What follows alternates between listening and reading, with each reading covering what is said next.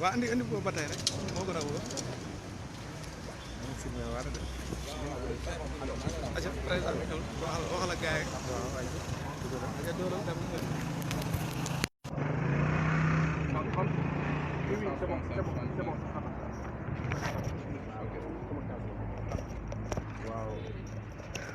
asalaamaaleykum mbokki Bour Guédé TV ñoo nekk nii nag fi nga xam ne moom moo di CREI yi ci immeuble Giaba doon teewlu li nga xam ne moom la waa France Dégage ak Guy Marius Sagna doon leen dégtal di déposé ñoom seen plainte Bour Guédé plainte lañ doon déposé. waaw plainte contre le maire Aliou Sall. mooy toujours ci cadre pétrole bi ngay dégg rek. scandale à 10 000 milliards bi. ñoom waa France Dégage ànd ceeg ñoom Guy Marius Sagna et ça moom ñoom ngeen di seet noonu. ñoo ñëw porte plainte le maire de Guédiawaye. le président Macky Sall. daa mel ni mu ngi waajal déclaration pour ñu gën a jege. ñu dégtal leen ko après ñu ñëw ci commentaire yi. commencé gul dafa mel ni suñu mbokk journaliste nag dañuy jël seen temps tuuti xaw a installé wu. waaw dafa mel ni moom nee na pare nañ gaa yaa ngi def test micro yi sama confrère yi mais Bour moom kon njëkk na ñoom CRD ñoom Abdoul Mbaye ak ñoom kii de. waaw parce que ñoom CRD ñoom ñoo annoncé woon démb ne ils vont porter plainte contre Aliou Sall. mais ñii nag waa France Dégage xaw ma nag depuis quand lañ doon wax seen projet bi. mais tey dañu xëy rek dégg ñu ne dañuy porter plainte. waa jox on est bon. Oui, c'est bon. Rappelez-nous, non? Guy Marius. Le téléphone. C'est parfait? Ouais. C'est parfait. Présentez-vous. Ok, Guy Marius Sagna, membre du Front pour une révolution anti-impérialiste populaire et panafricaine, plus connu sous le nom de FRAPP, France Dégage. Nous sommes venus ici en délégation du FRAPP déposer auprès du procureur spécial près la CREI une plainte contre Aliou Sall et contre Franck Timis. Cette plainte a été déposée. Vous voyez ici sur ce papier la décharge qui nous a été faite par la CREI. Et dans cette plainte de 6 pages, ce qu'il est important peut-être de retenir, c'est que ce que nous reprochons à Aliou Sall et à Franck Timis, c'est enrichissement illicite que sanctionne l'article 163 bis, alinéa 1er du Code pénal. Abus de biens sociaux, comme ayant exercé les fonctions de manager, Franck Timis, et de conseiller, Aliou Sall, pour en déduire que, par leur qualité, sont susceptibles de poursuite du chef d'abus de biens sociaux, de complicité de détournement de deniers et ressources publiques, corruption, association de malfaiteurs, blanchiment de capitaux en bande organisée, faux en écriture publique sanctionné par l'article 132 du Code pénal, faux commis dans certains documents administratifs en vertu de l'article 132 du Code pénal. Nous demandons que soit émis un mandat d'arrêt international contre Franck Timis au sens de l'article 114 du Code de procédure pénale. Voilà les griefs que nous avons contre Aliou Sall, contre Franck Timis, raison pour laquelle, dans le cadre de la lutte contre la spoliation des ressources naturelles du peuple sénégalais, le FRAPP, dans cette lutte-là, a voulu contribuer en déposant, dans un premier temps, cette plainte contre ces deux malfaiteurs que sont Aliou Sall et Franck Timis. Est-ce que M. Guy, vous pouvez revenir sur vos attentes par rapport à cette plainte? Ce que nous attendons par rapport à cette plainte, c'est que la justice contribue à ce que la lumière soit faite sur cette affaire qui suscite la polémique depuis plusieurs années. Nous pensons qu'il est temps que le peuple sénégalais soit informé, sache réellement, au-delà de ce que les différents camps, au-delà de ce que les membres de FRAPP France Dégage peuvent dire en termes d'accusation par rapport au président Macky Sall, à sa responsabilité, à Aly Ngouille Ndiaye, à Aliou Sall et à Franck Timis, il est important qu'aujourd'hui, que la justice contribue à jeter une lumière sur ces faits extrêmement graves qui sont reprochés à ces individus, faits extrêmement graves dont sont coupables pour le FRAPP ces gens-là, alors que nous le rappelons, le Sénégal fait partie des 25 pays les plus pauvres de la planète. Or, il est inacceptable que devant cette situation-là, où nous sommes à l'université, il y a un enseignant pour 40 étudiants, alors que la norme, c'est un enseignant pour 25 étudiants. Dans un pays comme cela, on ne vole pas impunément les ressources naturelles de ce peuple. Dans un pays où il y a tous les jours 4 femmes qui meurent d'une grossesse ou des suites d'une grossesse parce qu'on n'a pas suffisamment de gynécologues, on n'a pas suffisamment de pédiatres, d'infirmiers, on ne peut pas accepter, sans rien dire, sans rien faire, que nos ressources soient volées. Ces ressources-là doivent servir au peuple. C'est pourquoi cette plainte-là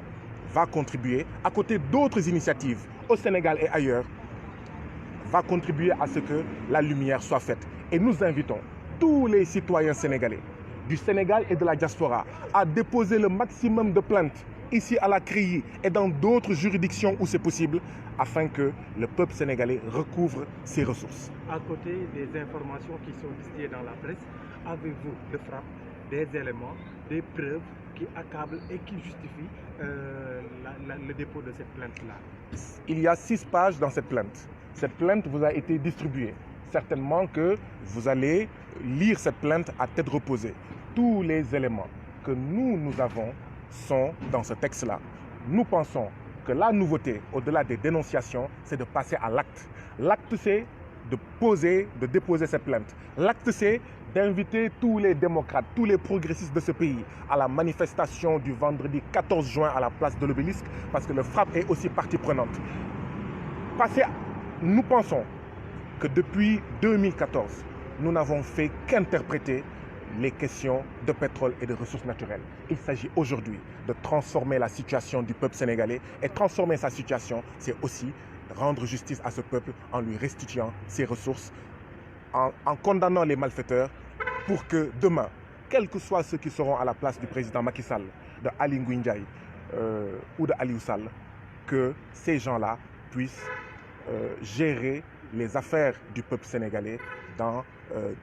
le cadre d'une gestion démocratique, dans le cadre d'une gestion qui va dans le sens des intérêts du peuple sénégalais. Une dernière question. Cet après-midi, il y a le procureur qui donne une conférence de presse. Pourquoi vous précipitez à vous déposer une plainte alors que le procureur s'est saisi de l'affaire? Écoutez, c'est parce que vous n'avez pas confiance? Depuis 2012, ce procureur-là est ici. Nous avons été habitués, nous, peuple sénégalais, de 2012 à maintenant, à un système de Kumba Amndei, Kumba Amoundei. Une gestion à géométrie variable de la justice. On emprisonne Karim Wade, on emprisonne Khalifa Sall, d'accord? Alors qu'au même moment, on laisse Omar Niébé Anne voler l'argent des étudiants en prétendant qu'il achète le kilo de Niébé à 4500. On laisse, d'accord, d'autres malfaiteurs comme peut-être Cheikh Kanté ou d'autres qui ont eu à utiliser, gérer les deniers publics de manière inacceptable. Ce procureur-là, nous n'avons pas une totale confiance en lui. C'est pourquoi nous pensons qu'il faut diversifier les actions de lutte, il faut diversifier ce qu'il faut faire. Nous pensons, en tout cas tout le mal qu'on souhaite à ce procureur-là, c'est qu'enfin qu'il se réveille, qu'enfin qu'il rende la justice ou qu'il y contribue au nom du peuple sénégalais et qu'il arrête de rendre une sale justice, sale comme le nom de Macky Sall. Ok. Ci wolof rek jot ngeen déposer. Un autre camarade va le faire. Ouais. Ok. Je peux te prendre ça. Ou bien j'en ai besoin.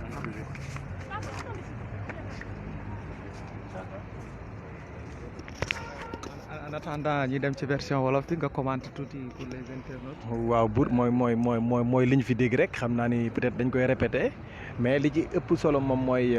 tey jii nii mu ngi déposer plainte devant le procureur de la CREI. Mais il y a également cet après-midi un procureur qui va se saisir du dossier, le procureur de la République, qui fait une conférence de presse et qui a été interpellé par le ministre de la Justice. Mais lui, Guy Marius Sagna, dit, avec frappe, ils disent qu'ils n'ont pas confiance en ce procureur-là parce que depuis un bon moment, c'est une affaire de Kumba Amndai et de Kumba Amoundai avec les cas de Karim Wade et de Khalifa Sall qui ont été cités. Mais est-ce que yaakaaroon ne y a problème parce que bu demee ba citoyen taxaw ne moom amul confiance ci procureur bi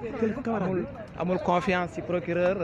wala amul confiance ci ñi nga xamante ñooy jiite réew mi ça aussi Cheikh Anta yaakaar naa problème la war a mën a doon. waaw moom toujours xam nga Sénégal gars yi dañ ko fi dégg on a confiance à la justice mais parfois ils disent qu'ils n'ont pas confiance aux hommes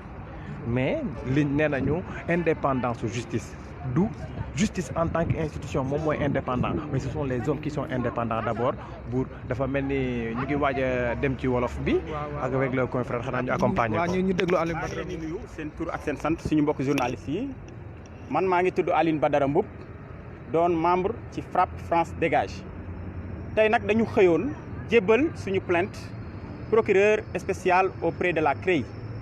plainte bi nag ñu ngi koy def ci turu Alioune Sall ak ki nga xam ni moom mooy Franck Timis ñoom la ñu porté plainte fii ci procureur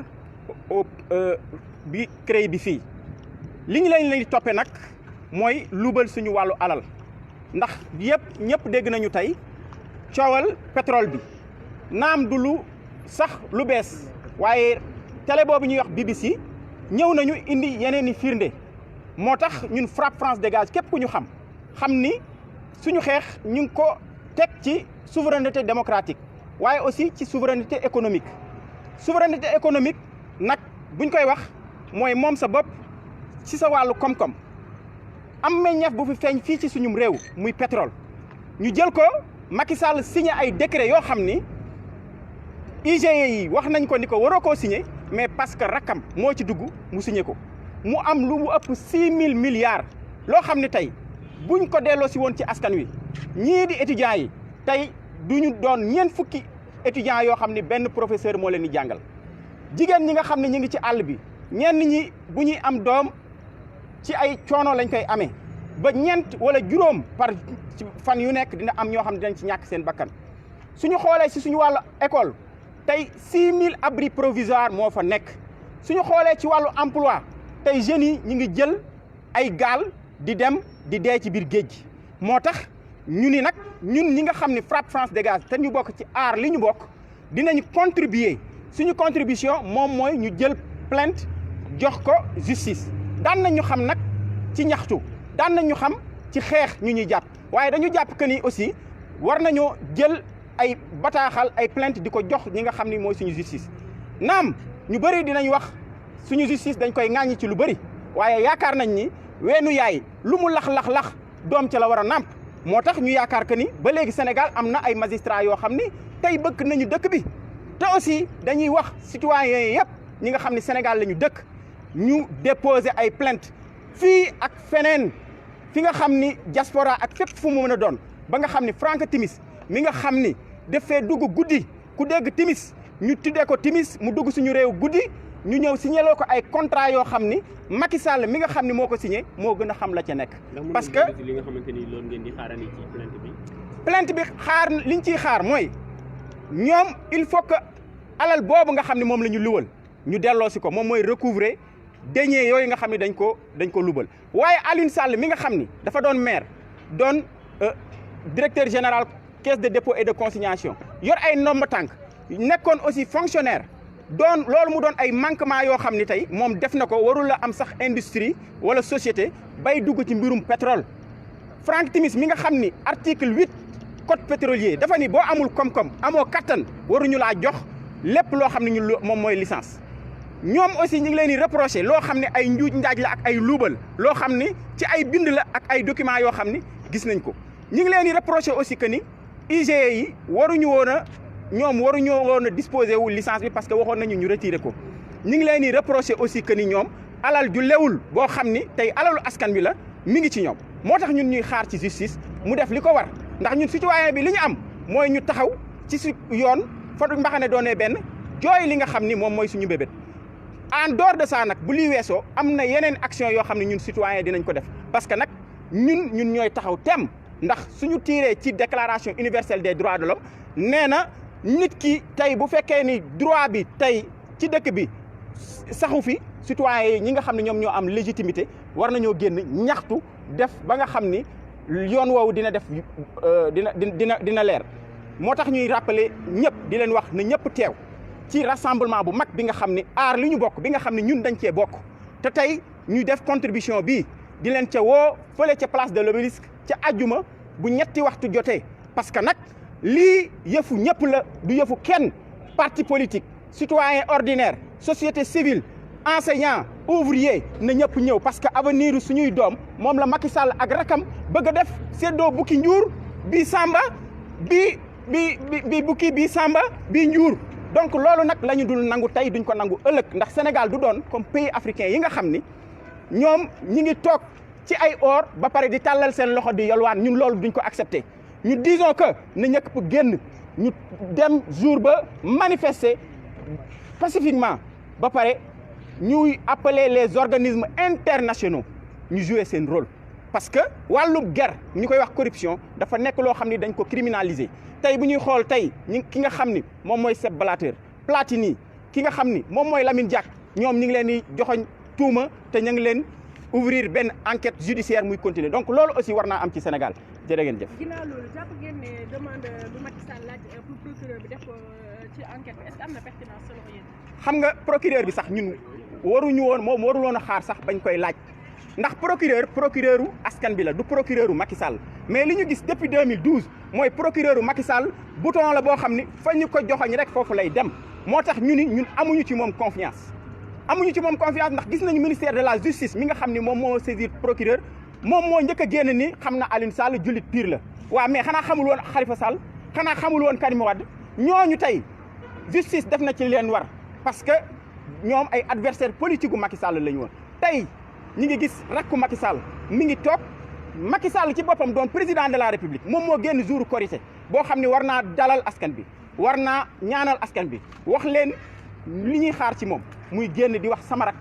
dañ koo tudd donc kooku mënuñu koo gëm moo tax ñun ñu jàpp ni procureur bii sax naam am na lu ñu koy reproché moom moo war a gën a nekk ki nga xam ni moom moo gën a libre procureur Bassirou Gueye bi ñëpp xam boo xam ni daanaka casquette APR sax lay sol donc ñun gëmuñu procureur tey gëmuñu ko ëllëg et puis dañu gëm ni loolu divertissement la tey peuple bi si boppam bu ñu demee ba ñuy wax naan ñi nga xam ne dañuy publier rapport dañ leen war a jàpp ñun dañuy wax ni ñooñu ñuy woo ci enquête ku mu neex nga bañ a wuyu ndax lu tax doo wuyu ndax fu la mooy jaay Dakar ndax procureur warul mën a taxaw ñuy tudd suñu 6 000 milliards muy waxi rapport te ñoom dañu waxoon rapport bi existé wul mais rapport bi gis nañ ni El Hadj Kassé moo doon wax tey gis na ni rapport bi mi ngi daw ci réseaux sociaux yi donc ñun dañuy wax na Sénégalais yëpp du taxaw mbir mi mbiru ñëpp la je vous remercie. Chante Alioune Badara Mboup lañ doon déglu déclaration kon déclaration France dégage di waraloon tey ñu jóg porte plainte Aliou TV. Aliou Sall ak Timis. waaw buur xanaa ñu laaj leen ñu may ñu plainte bi ñu filmer ko un peu wane ko waaw dégg nga moo fi xew nag Mboup wax na ko nee na ni ñoom procureur waru woon a xaar ba ñu koy interpellé pour moom muy doog a wax ci mbir mi mu nekk lu nga xam ne nag mooy li nga doon wax sànq rek quand on en arrive au moment où presse bi citoyen bi amatul confiance ci li nga xam ni moom mooy justice am day compliqué. récépissé bi joxuñ leen ko. waaw d'accord incha allah rabbi waa kon Cheikh Anta xanaa ñu jox rendez-vous sama gars yi léegi nii ndax dañu war a dem conférence de presse waa Benno Bokk Yaakaar ñoom it mouvance présidentielle bi cellule comme Benno Bokk Yaakaar bi présentement ñoom dañu war a def conférence de presse fële ci siège APR route de Ouakam xam naa fa lañ jëm nii pour dégtal leen lépp ci événement au scandale à 10 milliards yi nga xamante ni BBC révélé na ko dolli ci li nga xamante ni les leaders politiques comme genre Ousmane Sonko ak Mamadou Lamine Diallo ak Abdoul Mbaye ñi nga xam ne démb ñoo doon def conférence de presse révélé woon nañ ko ñoom it ci lañ war a antu muy la mouvance présidentielle en attendant procureur di ci prononcé wu ce soir à 15h. waaw buur moom lay wax ma ne depuis que BBC def vidéo bi on a constaté et excusez-nous je sais pas ceux qui suivent Bourguédé TV peut-être ils s'expriment en français en anglais en wolof en pulaar ñun moom dañuy ping pong rek dañuy def ci làkk dañ koy waaw pour ñëpp rek di dégg voilà ñoo ngi déglu ci ping pong boobu mais juste pour ko wax leen constat bi nga xam ñun ñëpp def nañ ko te yéen tamit peut-être def ngeen ko moom mooy buur depuis affaire bi am on a constaté que bu opposition génnee waa CRD comme démb wala bërki démb comment il s'appelle encore ñoom aar li nu bokk waa Y'en a marre ñoom FDS Babacar Diop ak ñeneen ñi y a également Benno Bokk Yaakaar qui convoque réunion léegi nii fa la ñu war a dem te cet après-midi également y a le procureur qui parle cela signifie tout simplement que lii nga xam ne moom la ñuy wax moom la ñuy lijjanti nekk na lu am importance pour sénégalais yi kon war nañ ñëw dem jusqu'au bout mais ñu génn ci résultat boo xam ne dina dal xelu ñëpp au bénéfice du citoyen mais au bénéfice également de la transparence et de la bonne gouvernance pour Guédé. tuuma bu rëy la parce que 10 milliards de dollars du caaxaan 10 millions de dollars autant pour moi di caaxaan boo koy xool 6 milliards francs CFA la nit ñi sax ñi ngi dem banaa bu ñu ko doon séddale sénégalais yi ci 15 millions yi ñu toll ku ci nekk da nga am téeméeri junne bu manqué ñaar fukki junne xam nga loolu xaalis la te am na solo xam naa moo waral nag coow li bari waaye incha allah rabi comme que procureur nee na dina wax léegi nañ ko déglu fi leen ngoon ñu xool la moom yan position la ci jël ak nan la war a fas yéene résoudre problème bi kon xam naa Chante dañuy décrocher daal di dem siège Benno Bokk Yaakaar. waaw ñu décrocher jox gars yi rendez-vous siège Benno Bokk Yaakaar pour ñu préciser que ni gars yi suivre nañu xam ni Bourguédé TV nekkul pour ay opposition ay pouvoir wala kii on est avec tout le monde on couvre tout le monde on parle avec tout le monde waaw kay information gën a intérêt sénégalais yi ñu ngi fa waaw yëpp pour dab yi bojo yi daanaka taxu ñoo jóg waaw c'est à préciser aussi dëgg la waaw incha allah kon les amis à tout à l'heure à tout à l'heure